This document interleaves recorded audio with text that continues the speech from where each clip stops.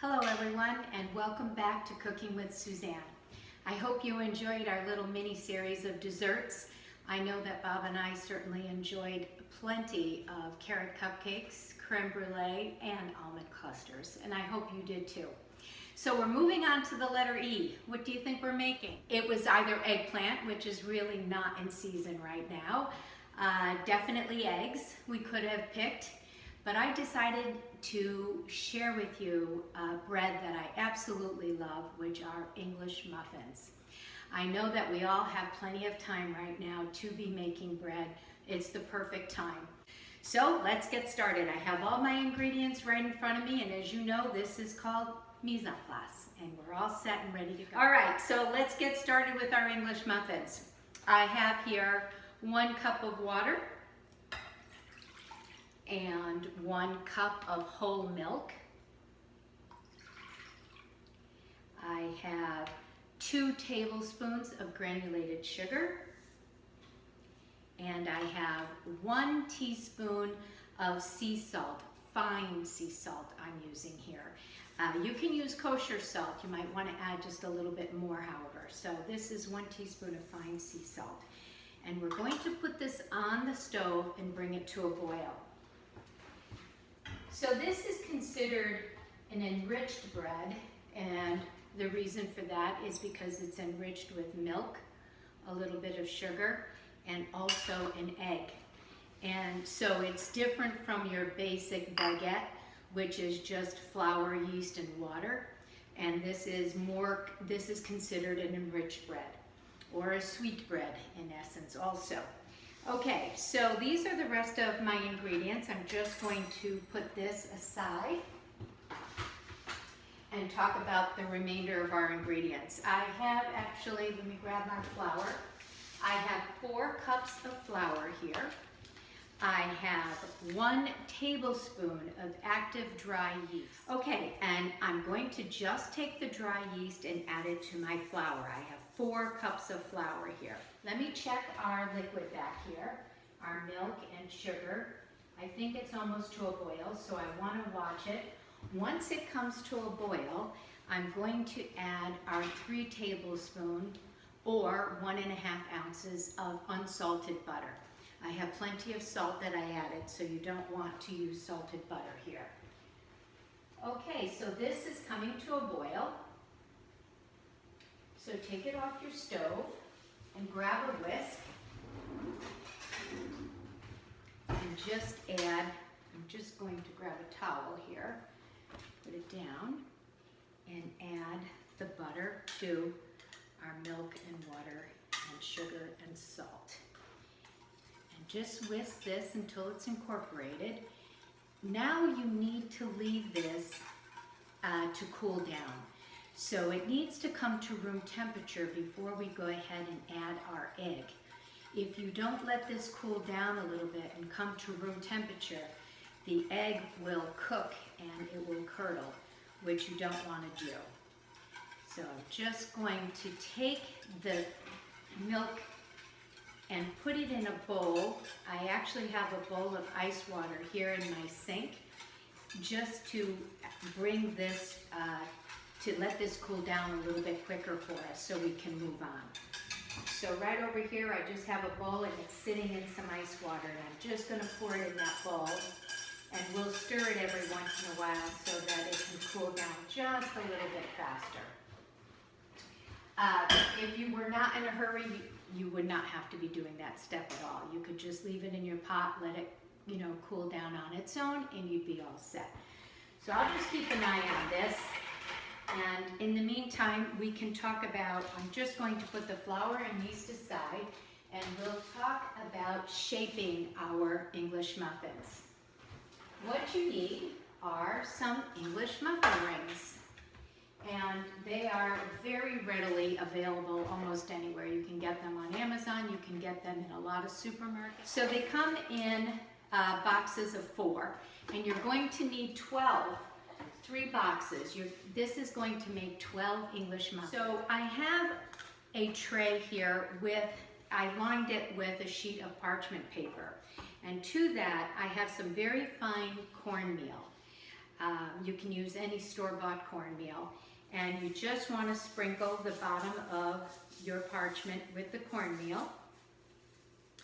And you also want to butter the inside of the rings and dust them with cornmeal as well. So you could do this also the day before and have your trays with your rings all ready for you for the next morning. Or later, if you wanted to do this early in the morning, you could make the English muffins by the afternoon. After they've completely cooled, you can freeze them and you have 12 beautiful English muffins. So I have here a bowl and I'm just going to just go around and dip it all the way around with the fine cornmeal and just get it on the tray. Okay, so I have 6 per tray. I have 2 trays ready. You need to have some space in between, so the most you can fit on a half sheet pan would be 6 of them. So I have them all ready for us. And now let's take a look at our milk and see if it's cool enough for us to use. All right. Yep, it's nice and room temperature. So that worked pretty well. That probably took maybe about 5 minutes for it to come to room temperature. So it actually is a nice way to do it, especially if you're short on time. So here I have my 1 large egg, and I'm just going to incorporate a little bit of milk into the egg, and then I'll add it back to the rest of the milk.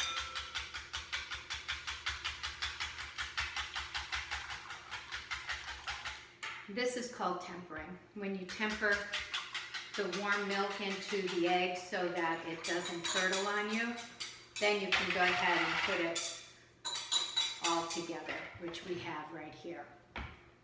Okay, so now let's take our mixer and we'll add our flour and our yeast. Let me just grab it all. Okay, right into the bowl, right into our mixer. Push it forward. I'm going to use a paddle attachment here. And the first thing I want to do is just aerate the flour a little bit. So I'm just going to put it on low and let it aerate just a little bit before I go ahead and add our liquid.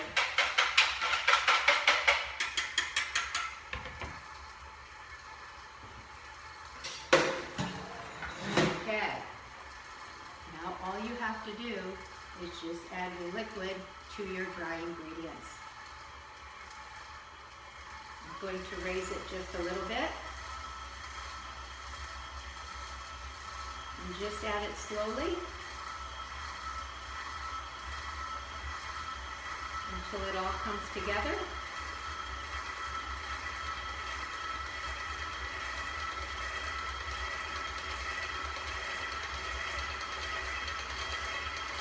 And then once you've added all of your liquid, you want to let it go for about 30 seconds. Not very long. You're going to have a very loose dough here, and that's what you want. That's what you're looking for. I'll raise it and just let it go for about 30 seconds, and that's it. And I'll show you what the dough looks like. I'll put it in here just so you can see it. You're going to see how loose it is. That's what you're looking for. That's how loose your dough should be.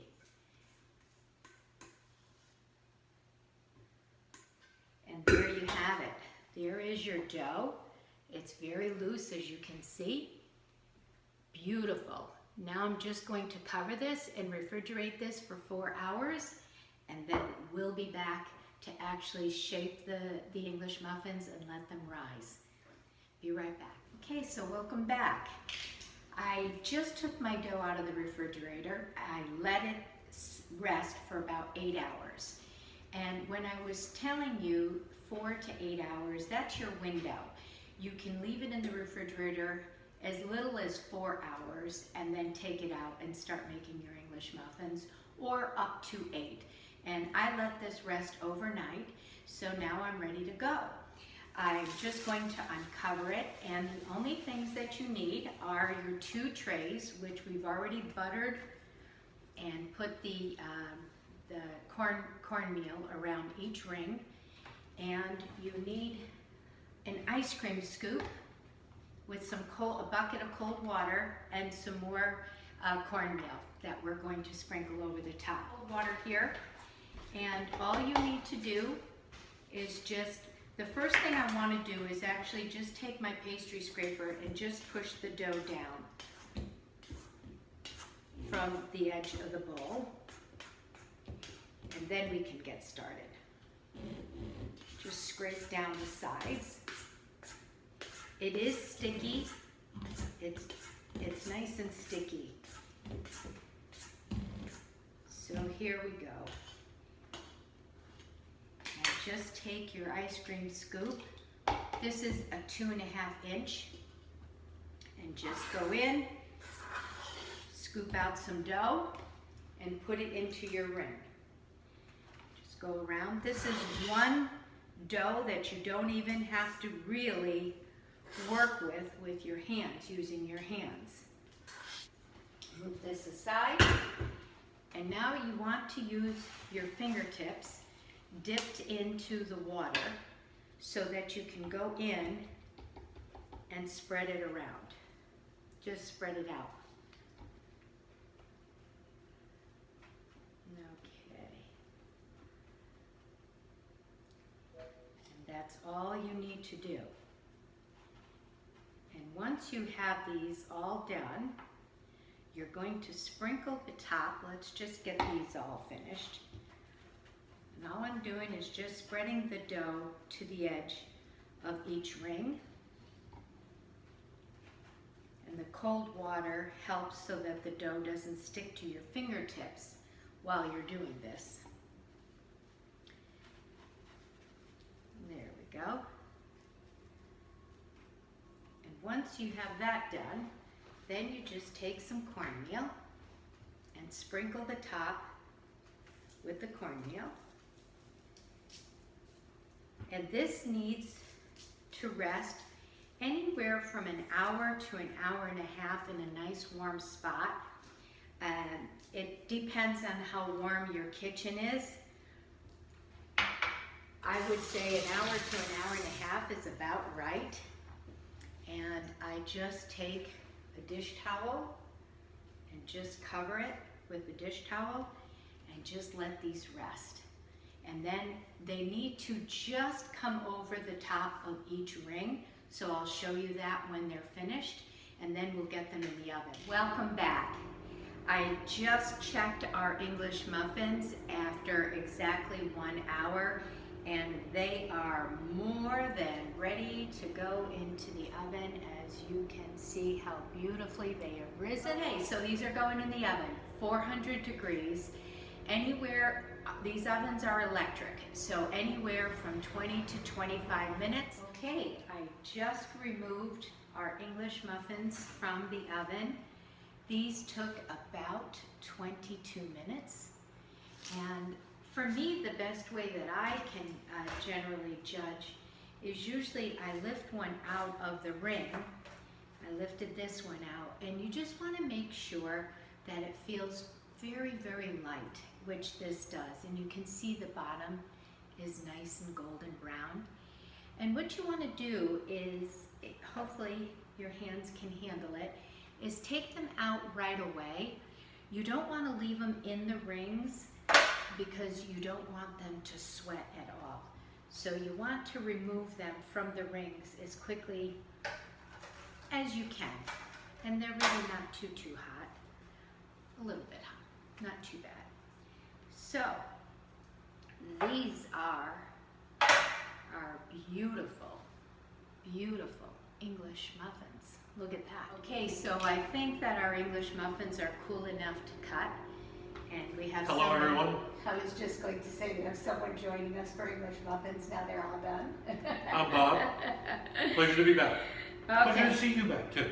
So I use a serrated knife, just to let you know. And I'm just going to cut inside the muffin. muffins so you can see how beautiful they are. And look at that. Can you see that? Mm-hmm. Isn't that beautiful? And then once you toast them, oh, they're just delicious. But how about if we have a little taste even before toasting? You want to taste it? Oh, sure. Let's Yeah. just taste them. And I have to say that one thing about these muffins, as opposed to a store-bought muffin, you could never just take a store-bought muffin and eat it without toasting it. Mm. This is delicious, Yeah. all on its own. You could have this with pasta. Yeah. Yeah. Wow. So, So, here yeah. are our beautiful, beautiful English muffins. I know that you can't make them every day of the week. I know we don't have time to do that. However, when you do have a nice rainy day and you just want to stay in the kitchen and put the oven on, this is a wonderful, wonderful treat to make. And they smell wonderful. And they do smell They good. smell wonderfully. Yeah. So, I have to say, even if you just make them once in a while for a special occasion, it is well worth it. Bon So, appetit. well, before we leave on that, Okay. yeah, just because I am the wine Okay, director, Bob. no, because I'm a wine director / beverage, Let me have another Director. piece of muffin. Okay. right? And so part of my duties is all beverages. Let's talk about beverages with this. Certainly you could do champagne, sparkling wine, but let's talk about more of a morning thing. Maybe we're not drinking champagne yet in the morning. So a good coffee, right? Or a nice, beautifully steeped tea, like a Bigelow tea. I like green tea. I find it very flavorful, grassy, just starts my day. There he goes again. Okay, folks. No. See you later.